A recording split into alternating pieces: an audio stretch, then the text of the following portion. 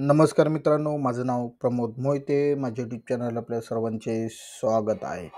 आजच्या व्हिडिओमध्ये आपण पाहणार आहोत ट्रस्टचं अकाउंट किंवा ऑडिट कसं महाचॅरिटी साईडला ऑनलाईन सबमिशन करायचं आणि त्याची प्रोसेस काय असणार आहे हे आपण या व्हिडिओमध्ये शिकणार आहोत किंवा स्टेप बाय स्टेप पाहणार आहोत.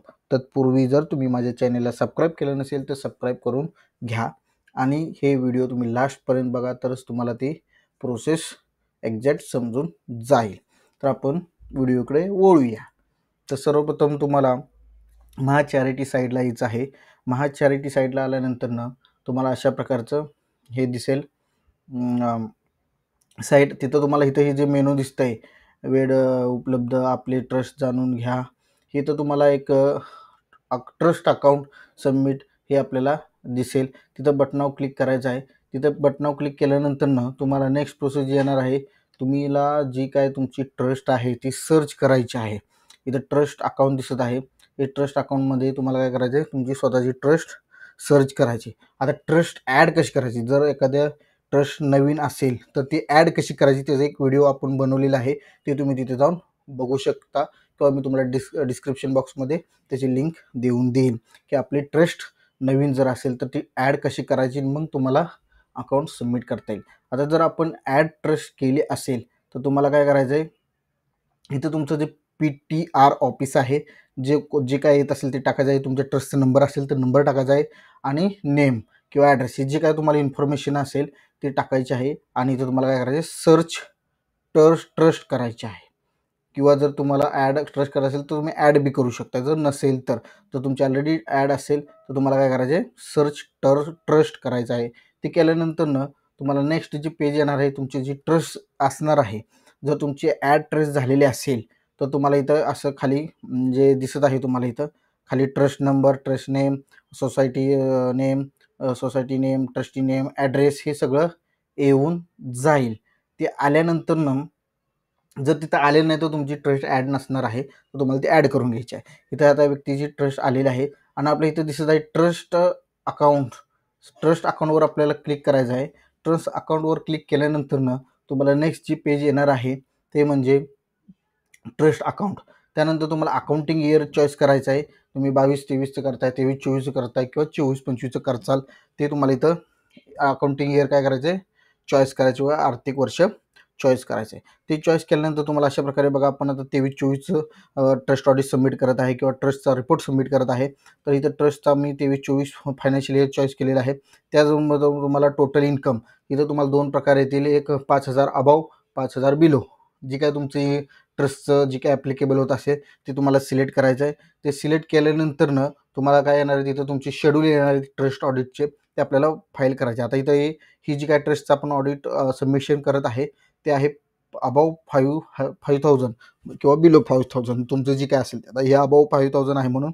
आणि इथं तुम्हाला असे टॅब येतील, audit report, schedule IX, schedule VII असे शेड्यूल येतील तुम्हाला. हे शेड्यूल जे आहेत ते आपल्याला त्याचप्रमाणे आपली बॅलन्स शीट पण असलेली पाहिजे आहे. तुम्हाला त्याचा फॉर्मॅट वगैरे नंतरच्या व्हिडिओमध्ये मी तुम्हाला डिस्कस करून सांगेल की कशा प्रकारे शेड्यूल असतं वगैरे, कसा ऑडिट रिपोर्ट असला पाहिजे ते. तुम्हाला अशा प्रकारे हे तुम्हाला इथे शेड्यूल असतात आणि ऑडिट रिपोर्ट असतो, तो आपल्याला इथं सबमिशन करायचा आहे. त्यात म्हणजे फिलअप करायचा असतो. हे आता ऑडिट रिपोर्टमध्ये फिलअप करायला लागणार आहे, शेड्यूल रिपोर्टमध्ये फिलअप, असं प्रत्येक शेड्यूलमध्ये आपल्याला जे काय आपण ऑडिट रिपोर्ट बनवलेलं आहे ते आपल्याला तिथं हातानं एंटर करून किंवा फिलअप करायचं आहे.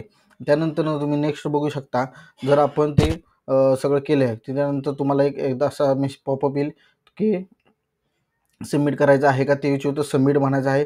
सबमिट केल्यानंतर तुम्हाला नेक्स्ट जी प्रोसेस येणार आहे, डायरेक्ट तुमचं ट्रस्टचं जे काय ऑडिट रिपोर्ट आहे ते ओपन होणार आहे. म्हणजे इथं ट्रस्टचे डिटेल येते, सगळे ॲड्रेस वगैरे, तुमचा जे काय असेल पिनकोड.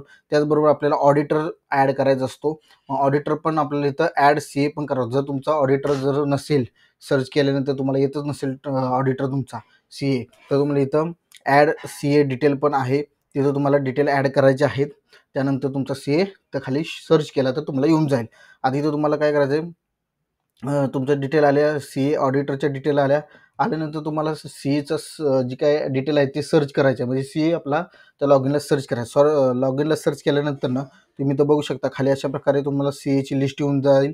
ऑडिटर नेम येईल, district name, name of the firm, जे ऑडिटरचं काय फर्म असेल त्याचं मोबाईल नंबर, स्टेटस आणि रजिस्ट्रेशन नंबर. इथं तुम्हाला जे कोणता तुमचा CA आहे तो इथं आपल्याला सिलेक्ट करायचा आहे. सिलेक्ट केल्यानंतर तुम्हाला काय करायचं आहे, असा ऑडिट रिपोर्ट एक फॉर्मॅट येईल.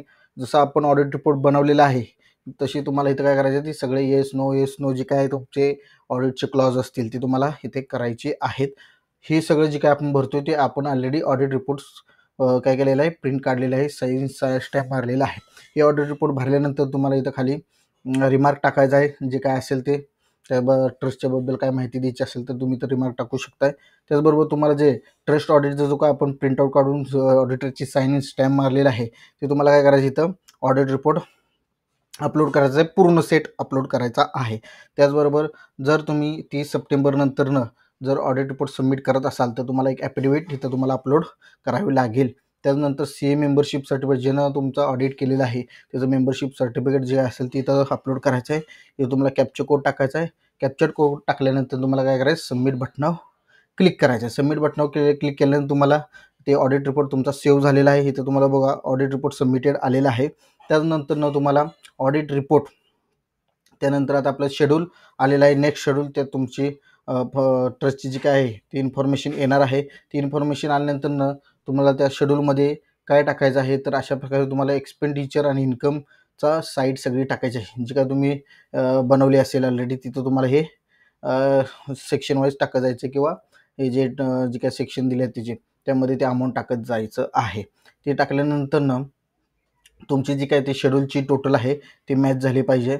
इथे बघू शकता, इथं अशा प्रकारे मॅच होईल. त्यानंतर कॅप्चर कोड टाकायचा आणि सबमिट म्हणायचं आहे. सबमिट म्हटल्यानंतर तुमचं शेड्यूल जे आहे ते सबमिट होऊन जाईल किंवा सेव्ह होऊन जाईल. ते आता इथं तुम्ही बघू शकता, इथं आपलं शेड्यूल काय झालेलं आहे, सबमिट झालेलं आहे. आता आपलं जे नेक्स्ट शेड्यूल आहे ते आलेलं आहे. त्यात तुमचं ऑलरेडी ट्रस्टचा डिटेल जे काय ॲड्रेस आहे वगैरे ते येऊन जाईल. त्यानंतर तुम्हाला अशा प्रकारे पुढचं जे काय शेड्यूल आहे ते ओपन झालेलं आहे. Fund and liability, property and asset. इथं बी तुमचे जे काय असतील ऑडिट रिपोर्टप्रमाणे ते तुम्हाला इथे एंटर करायचे आहेत. ते एंटर केल्यानंतर ते पण तुमची दोन्ही साईडची टोटल मॅच होऊन जाईल. इथे हे बघू शकता अशा प्रकारे हे सगळं तुम्हाला काळजीपूर्वक भरायचं आहे. जर तुमचं काय कॉर्पस फंडचं सर्टिफिकेट काय असेल तर इथं तुम्ही काय करू शकता, अपलोड करू शकता आणि तुमचं कॅप्चर कोड करून सबमिट करायचं आहे. सबमिट केल्यानंतर तुमचं जे काय शेड्यूल आपण आत्ता भरलेलं आहे ते काय झालेलं आहे, सबमिटेड झालेलं आहे. तर तुम्ही बघू शकता मेसेज आलेला आहे. आता नेक्स्ट शेड्यूल जे असणार आहे लास्टमध्ये, त्या शेड्यूलमध्ये आपल्याला काय करायचं आहे, जे शेड्यूलवर क्लिक केल्यानंतर तुमचं जे काय आहे statement of income with contribution हे आपल्याला सबमिट करायचं आहे. म्हणजे जे काय आपण ऑडिट रिपोर्टप्रमाणे भरलेलं आहे तेच तुम्हाला इथं येऊन जाईल आणि तिथं तुम्हाला ते डिटेल टाकायचे आहेत. ते टाकल्यानंतर तुम्हाला नेक्स्टमध्ये यायचं आहे आणि अशा प्रकारे तुम्हाला हे जे डिटेल टाकल्यानंतर तुम्हाला इथं अशा प्रकारे gross annual income chargeable to contribution असं येऊन जाईल. त्याचबरोबर अशा प्रकारे तुम्हाला येईल. त्यानंतर तुम्हाला इथं कम्युनिकेशन विथ ट्रस्ट, म्हणजे जे ट्रस्टचे ट्रस्टी असतील ते तुम्हाला इथे त्याच्या डिटेल टाकायचे आहेत. त्यांचं नेम, ॲड्रेस, मोबाईल नंबर जे काय आहे ते, आणि तुम्हाला इथे कॅप्चर कोड करून काय करायचं आहे, सबमिट करायचं आहे. सबमिट केल्यानंतर तुम्ही बघू शकता इथं आपलं लास्ट जे शेड्यूल आहे ते पण सबमिट झालेलं आहे. त्यानंतर तुम्हाला सबमिट झाल्यानंतर तुम्हाला एक पावती जनरेट होईल. इथं बघू शकता अशा प्रकारे पावती येईल सबमिट झाल्यानंतर. इथं बघा तुम्ही आता हे शेड्यूल सबमिट केलं. शेड्यूल सबमिट केल्यानंतर जनरेट समरी अँड व्हेरिफिकेशन फॉर्मवर क्लिक केल्यानंतर तुम्हाला अशा प्रकारे एक रिसिप्ट येईल.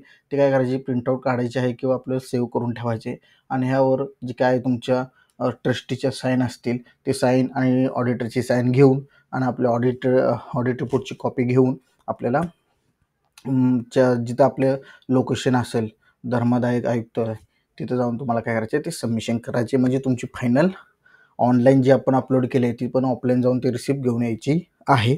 त्यानंतर तुमचं काय होईल, ट्रस्टचं ऑडिट रिपोर्ट किंवा अकाउंट सबमिट होईल.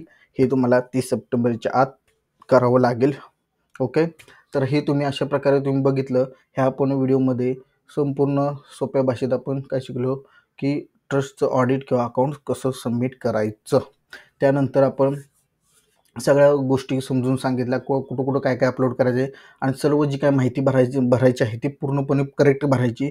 नाहीतर तुमचं ते धर्मदायक आयुक्तालय जे असतं तिथं ते चेक करतात. तिथं काय फॉल्ट असेल तर तुम्हाला ते तिथं जाऊन लंबी प्रोसेस आहे, कॅन्सल करायची आणि परत अपलोड करायची, अशी प्रोसेस आहे. तर हे तुम्हाला व्हिडिओ चांगलं समजलं असेल. तर आपण आता इथंच थांबूया आणि भेटूया नेक्स्ट व्हिडिओमध्ये. धन्यवाद.